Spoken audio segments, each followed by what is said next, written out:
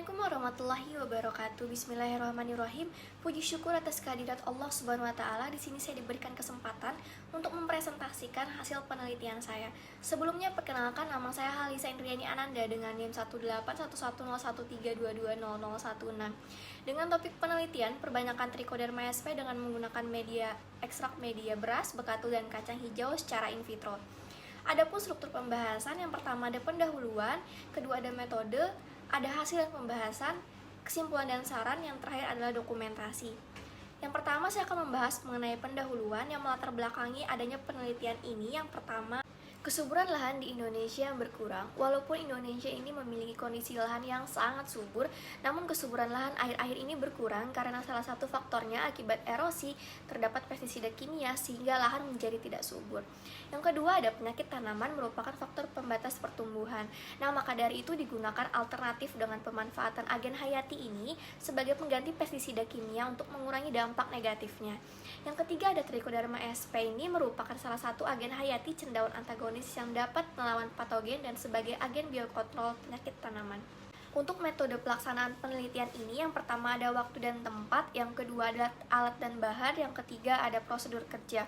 Untuk waktu pelaksanaan penelitian ini selama 2 bulan, yaitu dari 8 Februari sampai 15 Maret 2021 yang dilakukan di Balai Perlindungan Tanaman Pangan dan Hortikultura atau BPTPH Provinsi Kalimantan Selatan. Berikutnya ada alat dan bahan sebagai berikut dengan menggunakan media pertumbuhan beras, bekatul, dan kacang hijau. Berikut adalah prosedur kerja yang dilakukan. Yang pertama ada sterilisasi alat, yang kedua persiapan media tumbuh. Untuk pembuatan media lainnya itu sama seperti pembuatan media PDA, namun melalui beberapa prosedur terlebih dahulu seperti pencucian, ekstraksi sederhana, dan perebusan ekstrak. Selanjutnya itu persiapan isolat. Isolat sendiri didapatkan dari Balai BPTPH Provinsi Kalimantan Selatan, dan untuk inokulasi Trichoderma diletakkan isolat itu di tengah media sebesar 5 mm. Lalu dilakukan pengamatan karakteristik berupa kepadatan dan warna koloni, diameter, dan kerapatan spora. Lalu dilakukan analisis data. Selanjutnya ada hasil dan pembahasan. Yang pertama kita membahas mengenai karakteristiknya. Ini merupakan inokulasi cendawan Trichoderma selama 9 hari setelah inokulasi.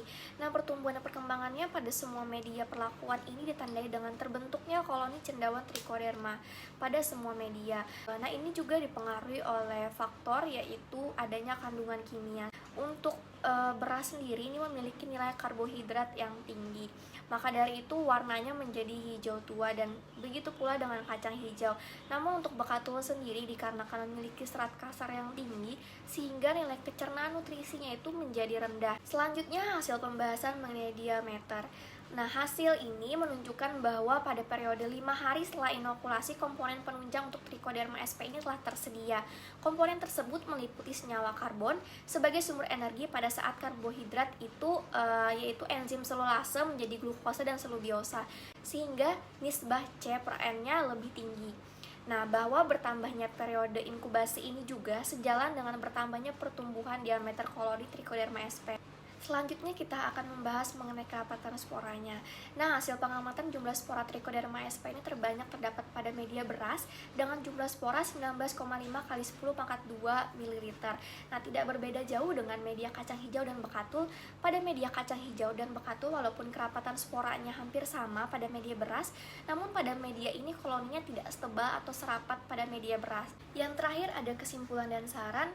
Kesimpulan yang dapat diberikan, yang pertama, Trichoderma sp ini merupakan cendawan saprofit tanah antagonis yang secara alami menyerang cendawan patogen dan bersifat menguntungkan bagi tanaman. Dan keunggulan Trichoderma sp ini sebagai agen hayati yaitu tidak dapat menimbulkan resistensi, jasad pengganggu tanaman, pencemaran lingkungan, keracunan pengguna. Dan media perbanyakan Trichoderma sp ini yang paling efektif adalah beras, namun media perbanyakan yang dapat dijadikan alternatif dengan nilai ekonomi yaitu media bekatul.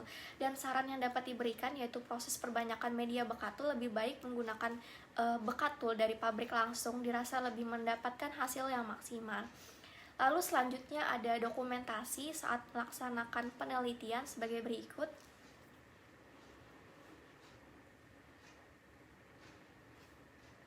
Dengan adanya penelitian ini, harapannya kita sebagai masyarakat Indonesia mampu mengurangi penggunaan pestisida kimia, khususnya para petani, dan melakukan permasyarakatan agen hayati yang lebih ramah lingkungan. Sekian, salah hilaf mohon dimaafkan dari saya. Wassalamualaikum warahmatullahi wabarakatuh.